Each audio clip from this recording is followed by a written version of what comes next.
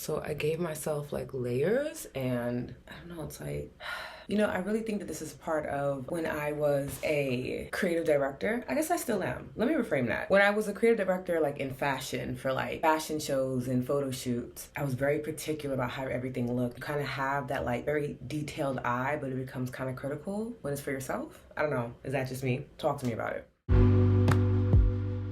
What's going on, wolves? It's another matcha morning. I am, again, truly baffled. It's actually kind of insane that I am recording yet again. I mean, and I put on lipstick this time, y'all, and like eyeliner.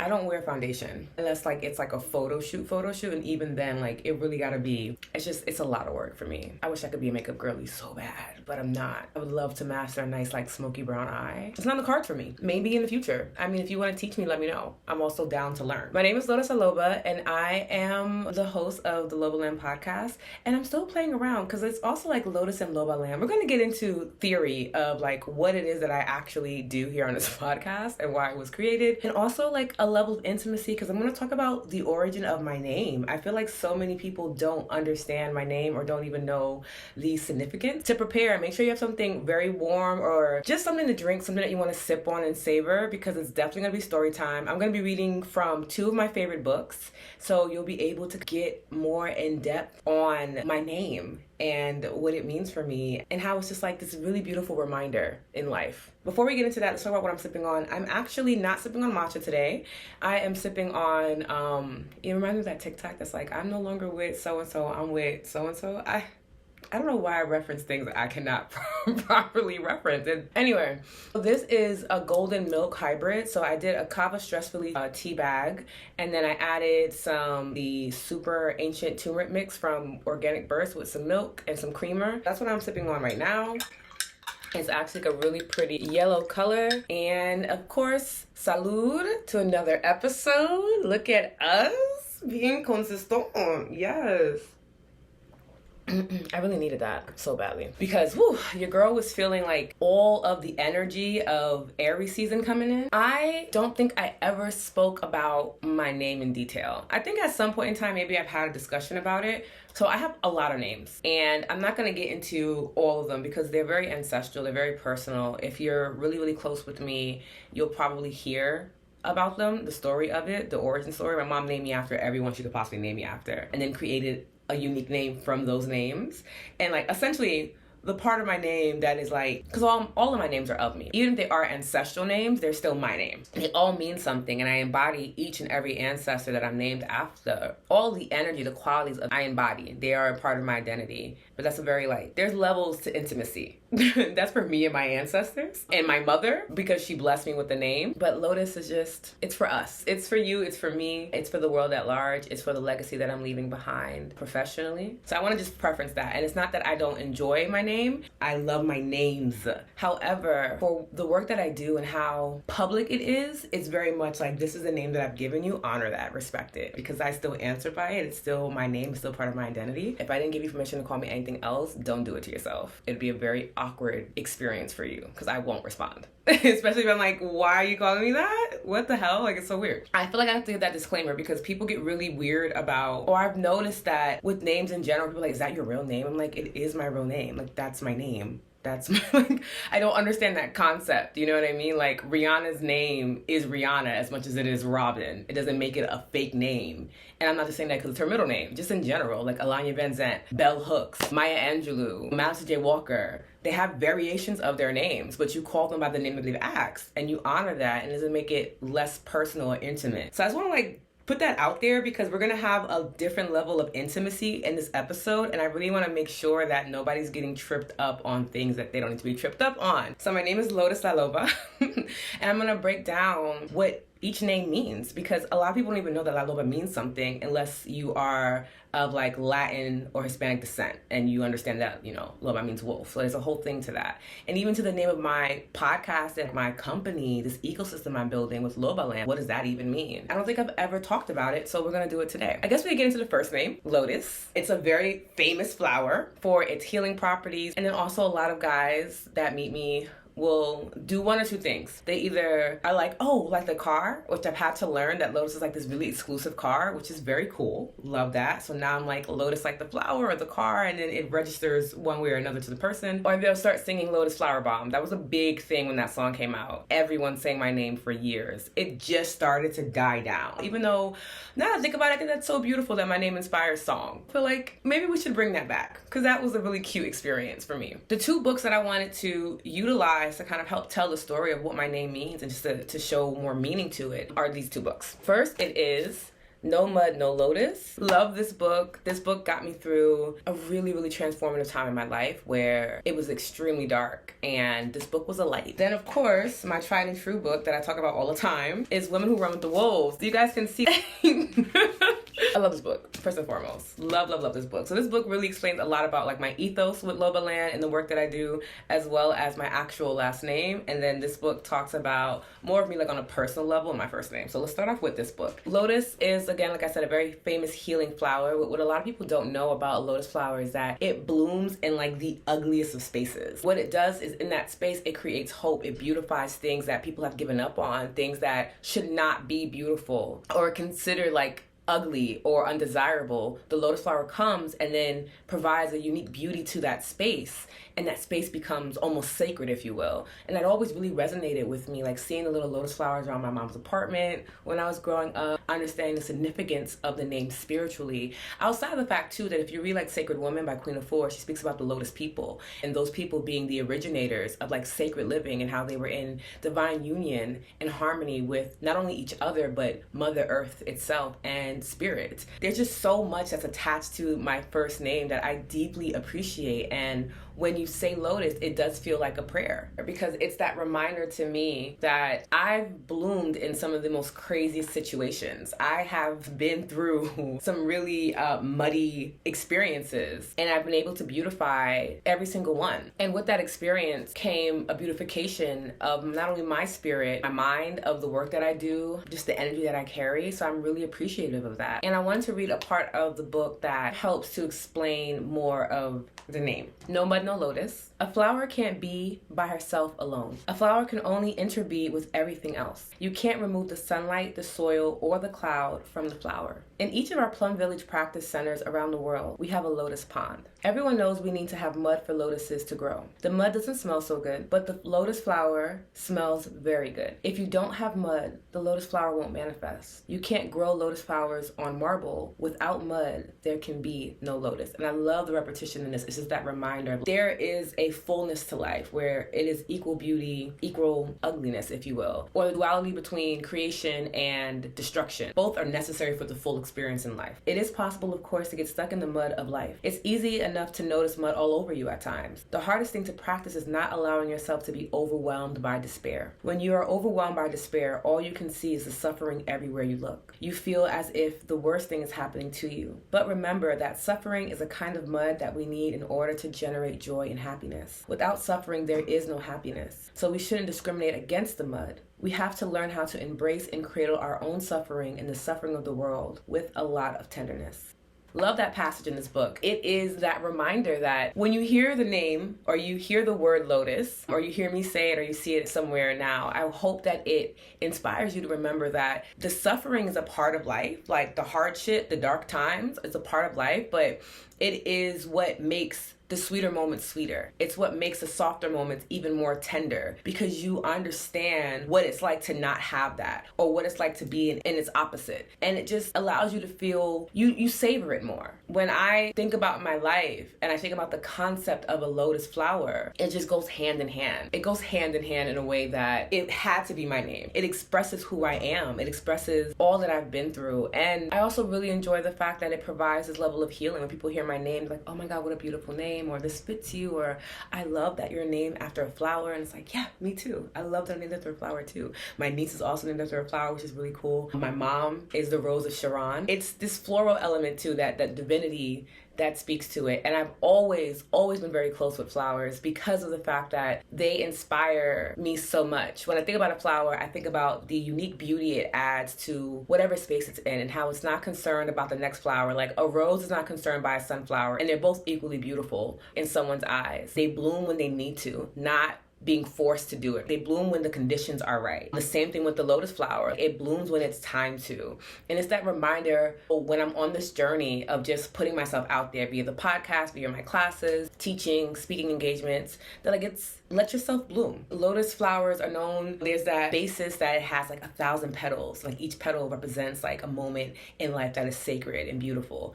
Reminding myself that there is still unfolding happening for me, and it'll probably be until I transition out of this life and into the next, or whatever is happening afterwards, right? It just feels good to know that. It feels good to be able to witness that in my name every day. So that's my first name. That's Lotus. Now, like if you call me Lotus, it makes more sense. And yes, I do have my full name tattooed on me in different ways. I have the lotus flower tattooed on my inner wrist. A lot of my hand tattoos are, bitch, slow down. Don't turn up. That's really what the energy brings. My last name, which is La Loba, and that's tattooed here. I got it tattooed in Mexico because the story that I read, it originated in Mexico about La Loba and who she is and what she does. And when I heard it, I read this book in my late teens, early 20s. I was so moved. It's the first story of the book. And I was already heavily in tune with wolves as my spirit animal. I've always felt that like Black women, Black femmes are wolves. Like they're so misunderstood. They're these beautiful creatures that are so brilliant, that are so family oriented, that are so kind and compassionate and in tune with nature. And society has deemed them to be like these very aggressive, violent creatures. Like you watch cartoons. I watch them with my niece all the time, and I'm just like, this is not how wolves act. Let me like pause real quick and remind you. Okay? She's like, oh my God, Auntie, yes, I know wolves are not mean. They're not evil. No, I think it's so insane how media makes them out to be these very vicious animals, and they're not. They're actually some of the most brilliant beings on the planet, just like Black women. I've always associated wolves with women my entire life. Then to read this book, oh my gosh, yes, I am La Loba. That is who I am. I am the gatherer. So I'm gonna read you the story. Sit back again. That was like a little excerpt. But this is a story. It's a story time. So don't mind me taking off the cover of my book. That's my business. Really one of my favorite stories. I read this story like every year and I cry almost all the time. La Loba. And La Loba also means like the wolf, the she-wolf, the wolf woman, however you want to translate it. And you're saying La Loba, my name, you're calling me the gatherer. You're calling me the wolf woman. And I mean, what a beautiful title to have. There is an old woman who lives in a hidden place that everyone knows in their souls, but few have ever seen. As in the fairy tales of Eastern Europe, she seems to wait for lost and wandering people and seekers to come to her place. She is circumspect, often harried, always fat, and especially wishes to evade most company. She is both a crower and a cackler, generally having more animal sounds than human ones. I might say she lives among the rotten granite slopes in Tarahumara Indian Territory, or she's buried outside Phoenix, near a well. Perhaps she will even be seen traveling south to Monte Albán in a burnt-out car with the window shot out. Or maybe she will be spotted standing by the highway near El Paso, or riding shotgun with truckers to Morelia, Mexico, or walking to the market above Oaxaca with strangely formed bows of firewood on her back. She calls herself by many names: La Huesera, Bone Woman; La Trapera, the Gatherer; and La Loba, Wolf Woman. The sole work of La Loba is the collecting of bones. She collects and preserves especially that which is in danger of being lost to the world. Her cave is filled with the bones of all manner of desert creatures, the deer, the rattlesnake, the crow. But her specialty is wolves. She creeps and crawls and sifts through the montanas and the dry river beds, looking for wolf bones. And when she has assembled an entire skeleton, when the last bone is in place and the beautiful white sculpture of the creature is laid out before her, she sits by the fire and thinks about what song she will sing. And when she is sure, she stands over the criatura, raises her arm over it, and sings out. That is when the rib bones and leg bones of the wolf begin to flesh out, and the creature becomes furred. La Loba sings some more, and more of the creature comes into being. Its tail curls upward, shaggy and strong. And La Loba sings more, and the wolf creature begins to breathe. And still, La Loba sings so deeply that the floor of the desert shakes. And as she sings, the wolf opens its eyes, leaps up, and runs away down the canyon. Somewhere in its running, whether by the speed of its running or by splashing its way into a river, or by way of a ray of sunlight or moonlight hitting it right in the side, the wolf is suddenly transformed into a laughing woman who runs free towards the horizon. So remember, if you wander the desert and it is near sundown and you are perhaps a little bit lost and certainly tired, that you are lucky, for La Loba may take a liking to you and show you something for the soul. I mean, come on, like, the story gives. Every time I read that, I'm just, first and foremost, I'm entranced. The writing is just creme de la creme. But everything about who La Loba is me. I am the preserver of what is lost to the world. I understand that the wisdom is in the bones of not only our cultures, but also even in society, and being able to pull that together, despite being told that I was to be one way, that somehow, given all of this information that was supposed to deter me, I still found my way. I still transformed. I still celebrated. I still sang. I still connected to my ancestry, even when it was deemed demonic or savage-like. I still came home to myself. I still came home to that wild woman within me. And I will always be coming home to that wild woman within me, because I am La Loba. When you're in spaces with me and I am either sharing my insights or just sharing personal stories, like, you witness the ancestral wisdom, the technology comes alive. And not like MacBooks and devices, but like the technology, the ancestral technology that's within us, that we operate on, that our energy emulates from. Like, it's kind of like this on switch happens and you're forever unfolding in that experience. I mean, everything about La Loba speaks to me so truly. I think that's what also made it so special when I took on that name. Because previously my name was like Lotus Knives, because I don't know if you guys know this, but I used to be a singer. So that was different, and that was also because of a different thing too. Like, the knives really stood for that duality that I felt as a person, where it's like this soft being who grew from the mud, but also like not to be played with, like as deadly as can be helpful, because life and death is on the tongue. All of that was my name prior to, and then I had this spiritual rebirth, if you will, or awakening, and I realized, like, no, La Loba, wolf woman, that is who I am. That is who I'll continue to be. It brings me so much joy to carry that as my name. I carry my name as not only a badge of honor, but a prayer, as a blessing, as a form of inspiration, as a way to continue telling my story. So even if I say nothing else to you, but all you know is my name, you know so much wisdom because of what each name means, because of the stories attached to them, the legacies that each name has, and that I get to carry those legacies and blend them together and create, or add to, if you will, the legacies that already exist. And as a Black woman, I feel like my Blackness and my womanhood coming together to create that unique experience is this full circle effect when I think of who I am and what I chose to be in this life as a practitioner,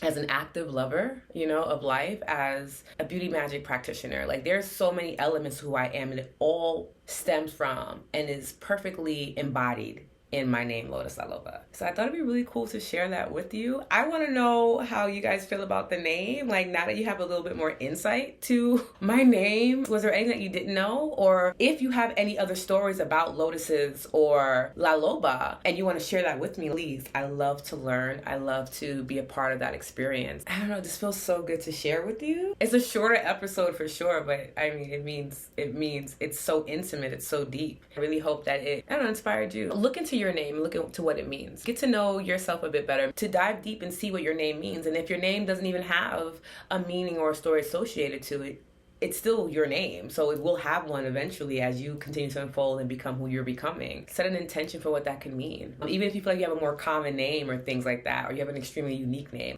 Like, I'm so happy that I got to share not only my name with you and the meanings, but also just two really important scriptures, if you will, that really helped me to move in life, that continuously remind me of why I'm here and why I do what I do and why I am important to the evolution of society, and that everything that I create, from the podcast episodes, my classes, to the lives, to the content on my social media, they're all there to tell that story. They're all bones.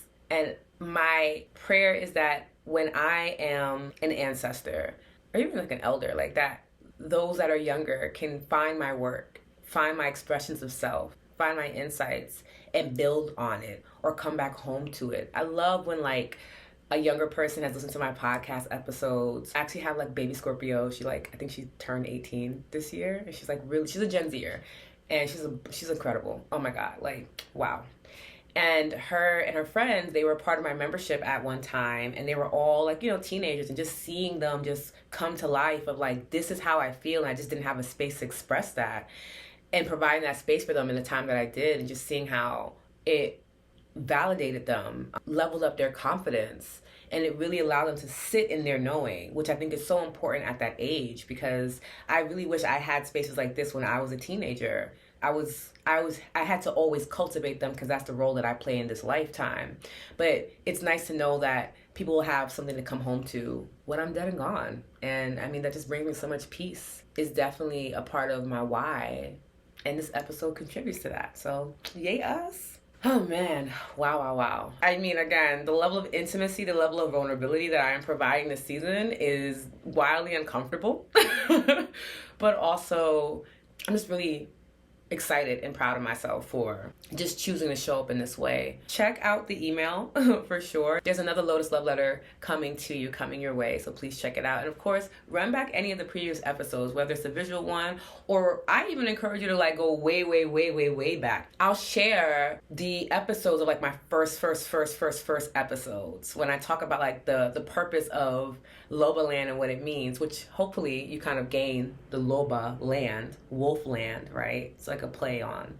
It's a space for you to come and run free and be wild with me. It also is a play on like Lotus in Loba land, Alice in Wonderland. Like I'm dropping clues everywhere. My life is like this mystery that continues to unfold, and you get it in different ways. You get it from the podcast, you get it from the email list, you get it from teaching in my classes, you'll get it from one-on-one sessions. So I just encourage you to engage in as much of it as you can, as much of it that feels good. I love you so much, and I will see you, or you'll see me, or we might see each other at the same time. I don't know. And I hope you have an amazing everything. Bye.